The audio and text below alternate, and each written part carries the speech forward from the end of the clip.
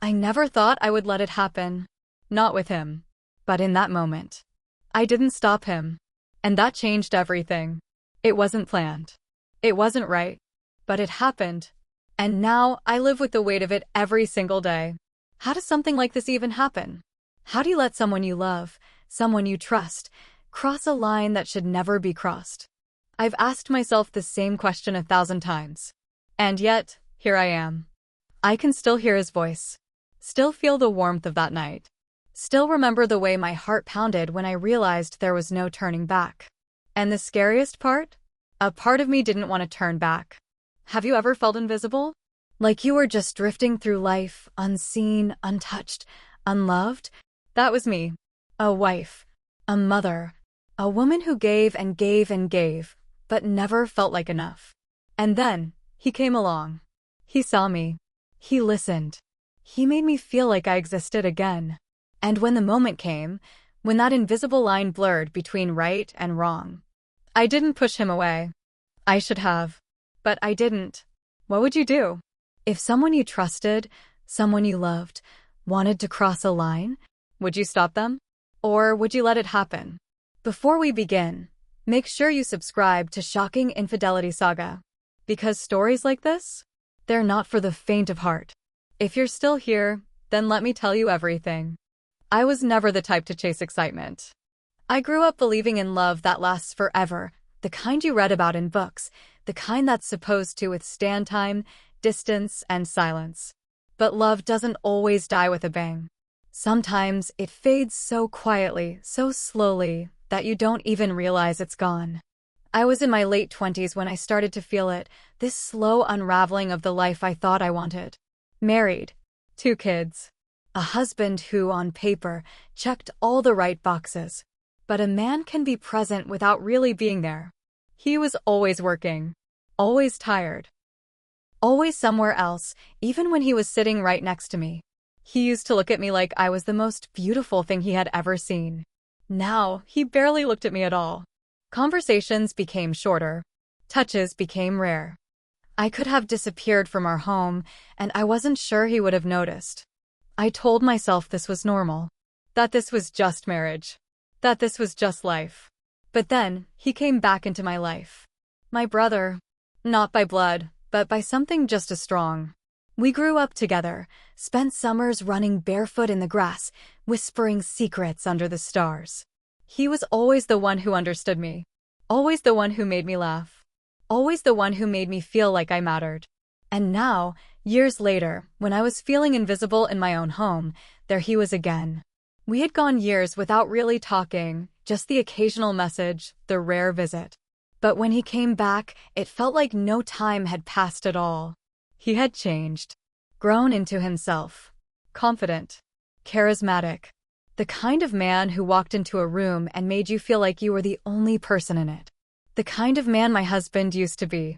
And when he looked at me, really looked at me, I felt something I hadn't felt in years. I felt seen. It was subtle at first. The way he listened when I spoke, really listened. The way his eyes lingered just a second too long. The way he reached for my hand without thinking, just like he used to when we were kids. It was nothing. And yet, it was everything. I told myself it was innocent. That I was reading too much into it. That I was just lonely, and he was just being kind.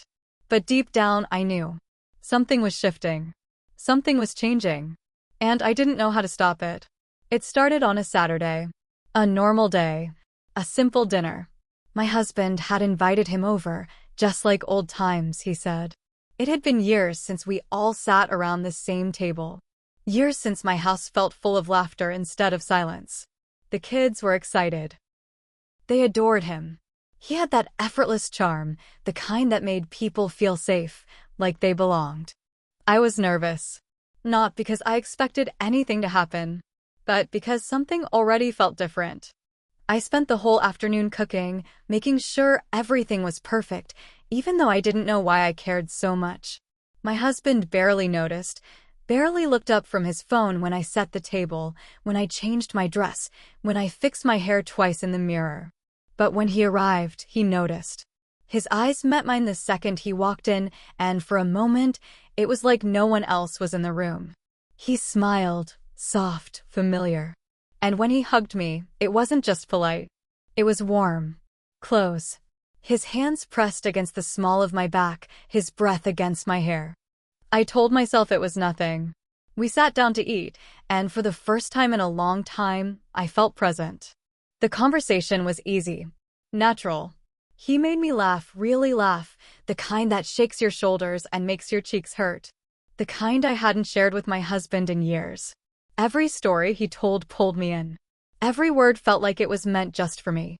At some point, I reached for my glass of water, and he did the same. Our fingers touched. It should have been nothing. But neither of us pulled away. His touch was warm, steady. A second passed. Then another. I looked up, and he was already looking at me. I felt my stomach tighten. My skin buzzed. Then, the moment was gone. He pulled back, went back to talking, laughing. Like nothing had happened. But something had. I felt it in the way my pulse quickened. In the way I kept glancing at him, catching him doing the same. After dinner, when my husband went to the living room, he stayed behind to help me clean up. It was just the two of us in the kitchen. The sound of running water. The quiet clinking of plates. I passed him a dish towel. His fingers brushed mine again. I should have moved away. Instead, I stayed. We stood there, too close, the air between us shifting. He smirked, a playful glint in his eyes. Remember that time we tried to bake a cake and almost burned down the kitchen? I laughed, too hard, too quickly. Because I remembered. Because I was grasping for something safe, something that made this moment feel normal. He was watching me, studying me. "You're happy?" he asked. I swallowed. "Of course." He tilted his head, like he didn't believe me. Like he could see right through the cracks I had tried so hard to hide. Then he reached forward. Just a small thing, a piece of hair falling into my face. He tucked it behind my ear, his fingers grazing my skin, slow, deliberate. A simple touch, but it sent a shiver through me. I looked up at him, heart hammering. He didn't move away. Neither did I. It was just a moment. A breath. A silence that said too much. Then, the sound of my husband's voice calling from the other room. We stepped apart. Acted like nothing happened. But it had. And we both knew it. I lay awake that night, staring at the ceiling, my heart still unsteady. The house was dark, quiet. My husband lay beside me, breathing slow, steady, deep in sleep. I turned my head slightly, looking at him. Nothing. No movement, no warmth, no sense that he even knew I was there. Just a body beside mine, sharing the same bed, but not the same life. And yet, in the next room, in the same house, there was someone who had made me feel more alive in a single evening than I had in years. I squeezed my eyes shut. Why do I feel this way? Why did that touch linger in my mind? Why does his voice echo in my ears? This is my brother. My family. This isn't supposed to happen. But it had happened.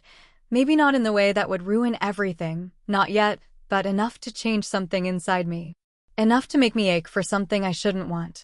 I turned onto my side, trying to push it away. But the comparison crept in uninvited. When my husband spoke to me, it was out of necessity. When he asked about my day, it was habit. When he touched me, it was routine. But when he looked at me, I felt it. When he laughed at something I said, I felt interesting again. When he reached for me, so casually, so effortlessly, I felt seen. Was I imagining it? Was I twisting something innocent into something it wasn't? Or had I been starving for so long that even the smallest drop of affection felt like an ocean? I pulled the blanket up to my chin, trying to bury myself in it. Trying to drown out the thoughts that wouldn't let me sleep. But they whispered back to me. If he feels it too, does that make it real? Am I the only one struggling with this, or is he thinking about me right now, too? If I was happy, if I had everything I needed, would this be happening at all? A deep ache settled in my chest. Loneliness. That's all this was. That's all it could be. I was a woman living in the empty spaces of a marriage that had lost its warmth. A woman who spent her days being a wife, a mother, but never anything more. And for one night, I had felt something different. Something forbidden. Something dangerous. I rolled onto my back, staring at the ceiling again, listening to the steady sound of my husband breathing. I could pretend it was nothing. I could tell myself that after tonight, things would go back to normal. That I would forget the way my skin burned when his fingers brushed mine. That I would stop thinking about the way he watched me, like I was someone again. That I wouldn't want it to happen again. But the truth sat heavy in my chest. I did want it to happen again. Even if it was fleeting. Even if it was dangerous. Even if it meant losing myself in the process. The days that followed felt different. I tried to go back to normal, to pretend that nothing had changed. But something had. I felt it in the way my body tensed when I heard his name. In the way my breath caught when a message from him lit up my phone. We never spoke about that night. Never acknowledged the way our hands lingered, the way our eyes met and held onto something unsaid. But the silence between us wasn't empty, it was full. Full of something neither of us dared to name. He started coming around more often. At first, it made sense. He was family, after all. He visited the kids, he helped with small things around the house. My husband never questioned it. But I knew. And I think he knew, too. There were little things. Small, subtle shifts. The way he stood just a little too close when we talked. The way his fingertips brushed my wrist when he handed me something. The way his gaze would linger, searching, waiting. At first, I convinced myself I was imagining it. That I was looking for something that wasn't there. But then came the late-night conversations. It started with a simple message, something funny, something meaningless. But it didn't feel meaningless. And when I responded, I knew I was letting something begin. The messages turned into longer talks. Texts turned into calls. Conversations turned into something else, something too deep, too raw, too close to the truth. I told myself it was harmless. Until the night he told me the truth.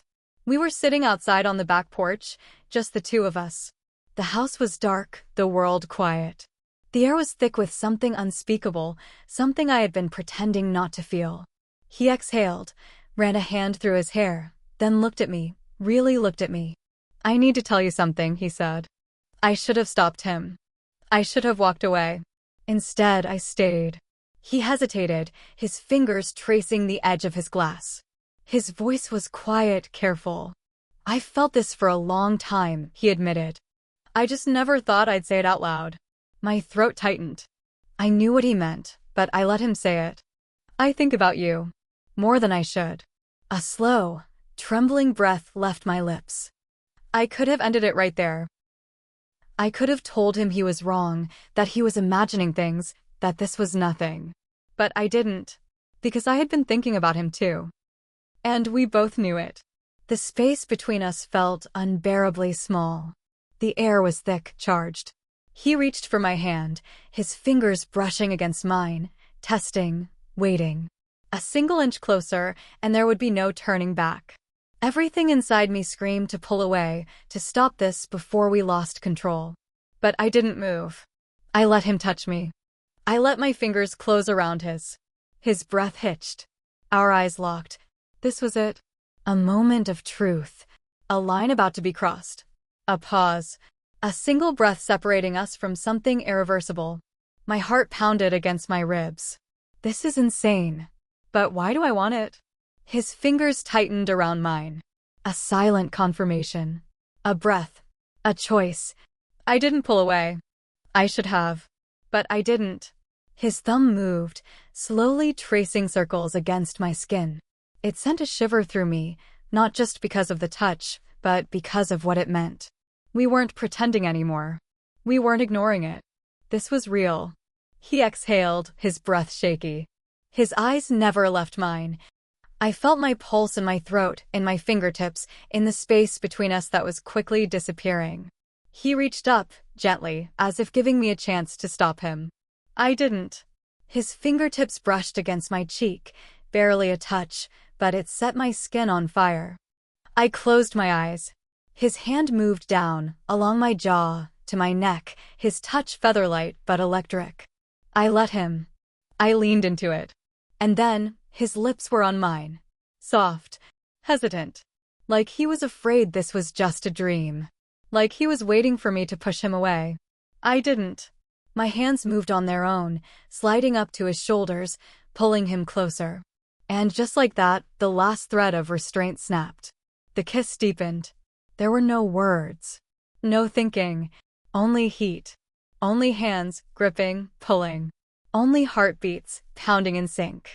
Only the quiet, desperate sound of something breaking, something that could never be put back together. I felt his hands on my back, steady, firm.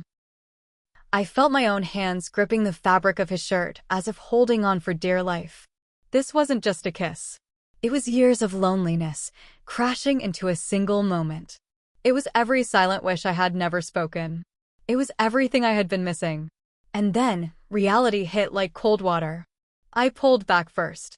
His breath was ragged, his hands still resting on my waist, hesitant, waiting. My lips tingled. My skin burned. But my chest felt tight, too tight, like I couldn't breathe. What had I just done?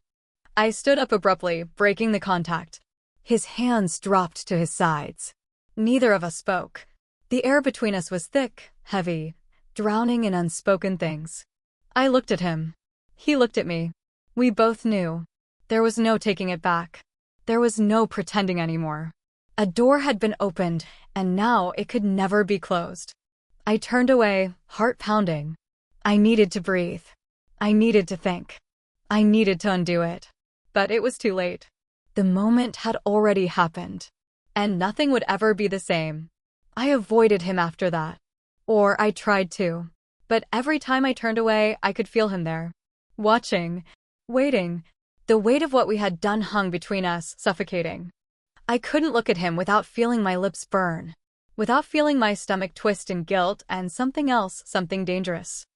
I convinced myself I could forget. That it was just a mistake. That if I ignored it long enough, it would disappear. But it didn't.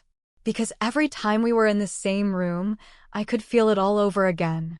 The stolen moment. The kiss. The breaking point we had already passed.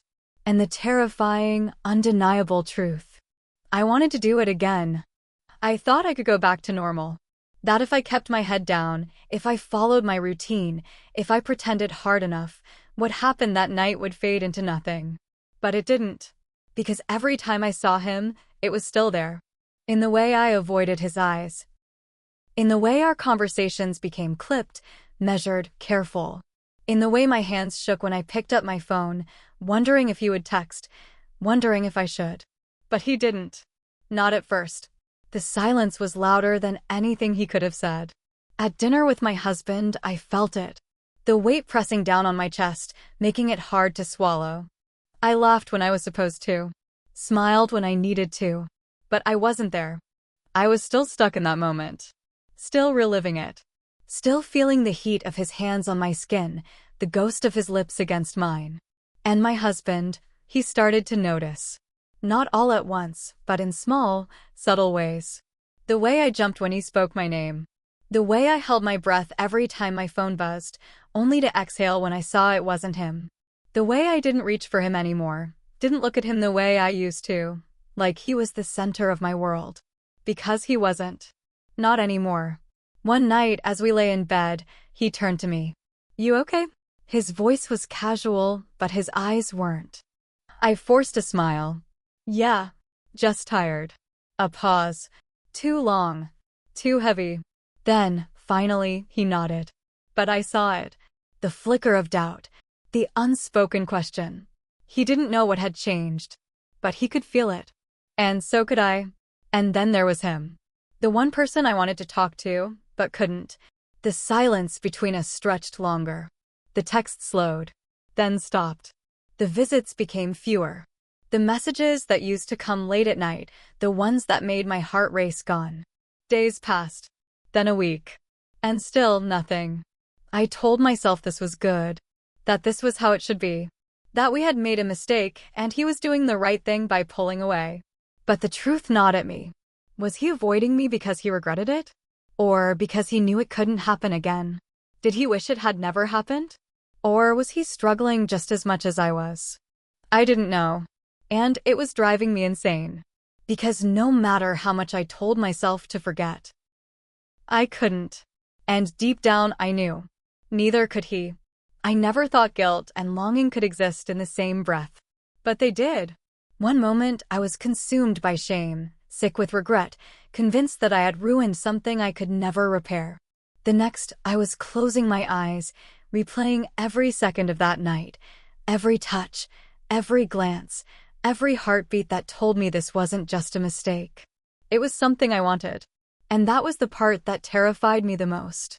Because if I regretted it, truly, deeply regretted it, then why did I want to do it again?